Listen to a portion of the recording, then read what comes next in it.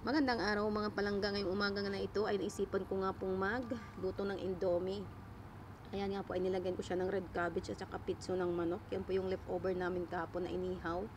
Yan po yung pinaghihimay ko at nilagay ko dyan. Ayan nga po yung Indomie ko. Dalawa nga po pala ang lulutuin ko kasi nga po gusto ko parang maiba naman yung aking loto. So ayan.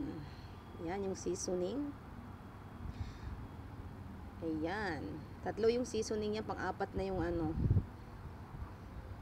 So, ayan na nga po pala yung spicy Indomie, para siyang Chinese noodles. Ayan nga po pala, inilagay ko na, pinagsisiksik ko pa, parang ikaw, pinagsisiksikan yung sarili sa taong ayaw naman sa'yo. Charot. Nagbo-voice over lang, inanakit pa. So, ayan, hinalo-halo ko na nga po dyan. Lalagyan ko nga po pala din yan ng itlog. Ang hirap po maging vlogger at maging content creator. Ikaw na nga po yung artista, ikaw pa yung taga-video, at ikaw pa ang nagre-record. Lahat-lahat, ikaw na nga po lahat. So, ayun nga po, ay kinat ko nga po ang video dyan kasi nga po ang aking alaga ay nagtatawag na. Ayan nga, maglalagay na ako dyan ng aking seasoning sa mangkok. At patingin-tingin nga po ang lola nyo dyan sa camera at hindi ko nga po alam kung ano nga po, kung nakukuha ba a catch o hindi. Kasi nga po ang hirap po talagang maging artista, maging vlogger, charot. So ayan nga po dyan ay nagkasundo na kami ng aking camera. So ayun na. Ayun na. Nilalagay ko nga po dyan ng aking mga seasoning. Ang kagandahan nga po pala dyan sa Pansit Canton na yan ay meron siyang tatlong seasoning. Tatlo siya. O ayan, meron siyang sili, meron siyang toyo, at meron din siyang olive oil.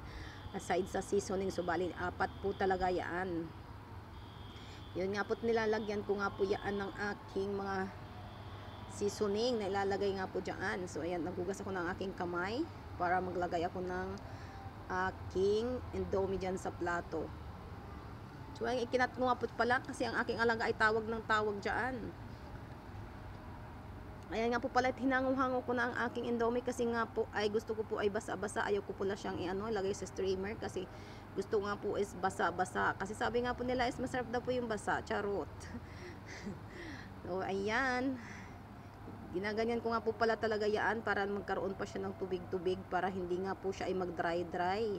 Kasi nga po hindi masarap pag-dry. So ayan nga po pala. O ayan na. Ayan. At ibinuhos ko na lahat ang aking almusal. Almusal nga po pala kasi anong oras na ako gumising dyan? Mag-aalas 10 na nga po. Kasi nga po ang aking alaga ay binabantayan lang akong tumayo.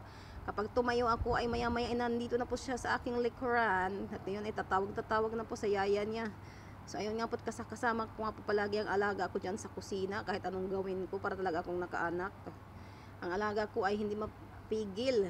Palagi talagang magsama sa iyang yaya. So ayan na nga po't natapos ng aking Indomie. Lalagyan ko nga po pala yan ng isang lemon. Ayun nga po pala, oh. Pipigaan ko ng lemon kasi nga po para hindi siya maglasang seasoning, maglasang bitchin. Kahit mga iba naman din ng lasa. Masarap siya kapag may lemon. Try nyo po. Ayan. Isang lemon po pala ang nagay ko dyan. This is it. So, ayun na nga po ang finished product ng aking Indomie. O, ayan. Sobrang anghang yan. Saka may croissant. So, thank you for watching.